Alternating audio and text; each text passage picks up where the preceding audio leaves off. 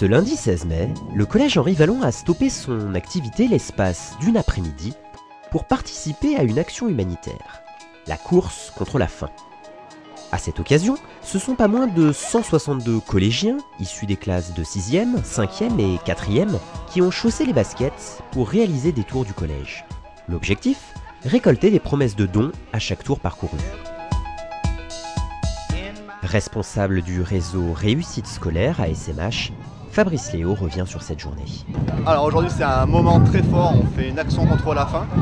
Donc les trois niveaux du collège sont impliqués dans ce projet, 6e, 5e, 4e. En fait les enfants que vous voyez derrière ont eu des parrains. Pour chaque tour effectué autour du collège, les parents ont fait des promesses de dons. Et selon le nombre de tours effectués, on aura une somme d'argent récoltée. Voilà, aujourd'hui on en est à 1 600 € de promesses de dons.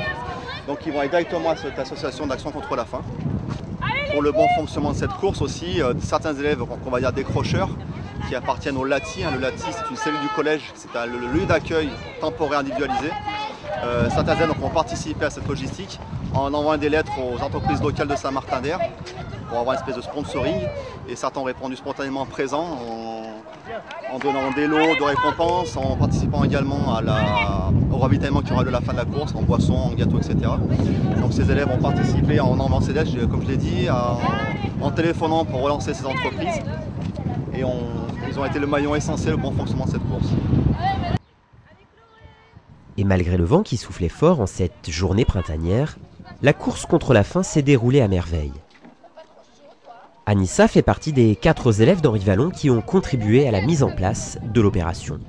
Elle nous explique son expérience. On a appelé des sponsors casino géants pour qu'ils nous sponsorisent, pour qu'ils nous donnent des t-shirts, des jeux, des trucs comme ça, pour ceux qui auront couru contre la faim.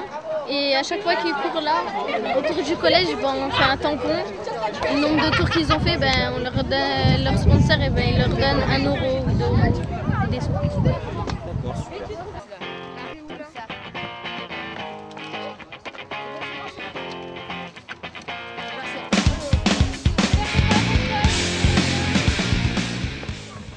Courir pour lutter contre la faim dans le monde. Tel était donc l'objectif de ces collégiens martinérois qui ont enchaîné les tours du collège pour la bonne cause. Événement national, la course contre la faim est orchestrée par l'association Action contre la faim depuis plusieurs années. Son objectif est de combattre la malnutrition dans le monde. Je m'appelle Gérard Brunier, je suis bénévole pour Action contre la faim, qui participe une fois de plus à cette opération Courir contre la faim.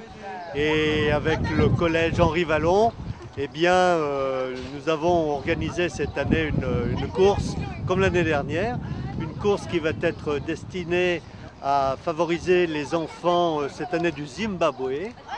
Il faut savoir que Action contre la faim sur Grenoble existe depuis cette année. Nous avons une délégation qui vient de se monter juste cette année. Et l'Isère a beaucoup participé à cette opération de course contre la faim, et principalement avec le collège Henri Vallon.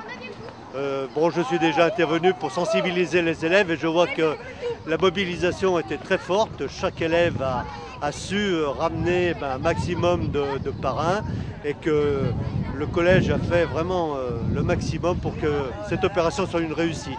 Je leur en remercie d'ailleurs.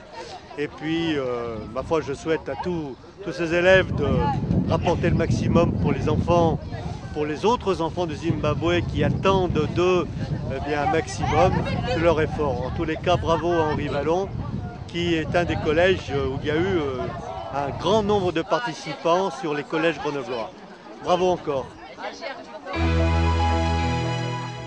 Avec 1315 tours réalisés en 1 heure et 1650 € de promesses de dons obtenues, les collégiens d'Henri Vallon ont pleinement rempli leur contrat. Espérons que les jeunes martinérois réitéreront cette action de solidarité dès l'année prochaine.